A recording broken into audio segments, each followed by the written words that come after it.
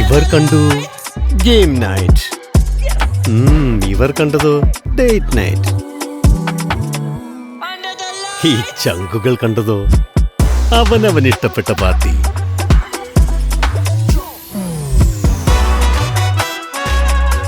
ഹാവൽസ്, ഓരോ ലൈറ്റിലും ഡിലൈറ്റ്. കേന്ദ്രമന്ത്രി സുരേഷ് ഗോപി കാലടിപ്പാലം സന്ദർശിച്ചു.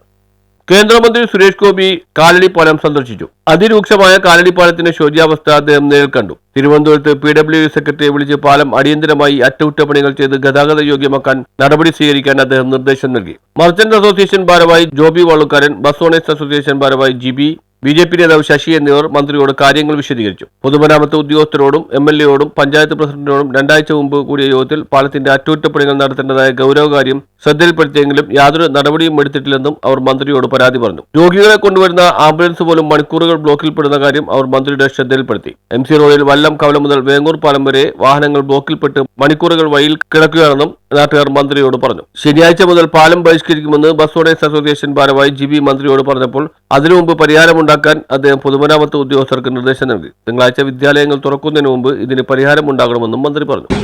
കിടക്കുന്ന അവസ്ഥ വണ്ടി ഓടിക്കാൻ പറ്റുന്നില്ല, അടി തട്ടുന്നുണ്ട്. അപ്പൊ ആ രീതിയിൽ അതൊന്ന് ഷെയ്ഡ് ചെയ്ത് കൊടുത്താൽ മതി. ബൾജുകളൊന്ന് ഷെയ്ഡ് ചെയ്ത് കൊടുക്കാൻ പറ.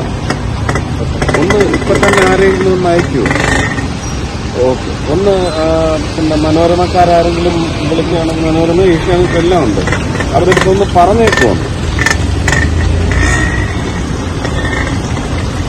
ഓ ശരി ശരി. ബിജുവാണ്, PWD സെക്രട്ടറിയാണ്. എനിക്ക് മനസ്സിലാവുന്നുണ്ട്, പക്ഷേ നമ്മൾ ഈ വിഷയം ആരംഭിക്കുന്നതിന് മുമ്പ് ബന്ധപ്പെട്ട PWD ഓഫീസർ എല്ലാവരുടെയും നമ്മൾ ശ്രദ്ധപ്പെടുത്താറുണ്ട്. ഇതിങ്ങനെ ആവുന്നതിന് മുമ്പ് ഒന്ന് ചെയ്തു തരാം.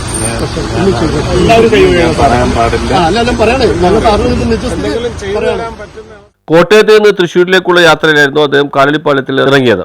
News bureau, Kalady.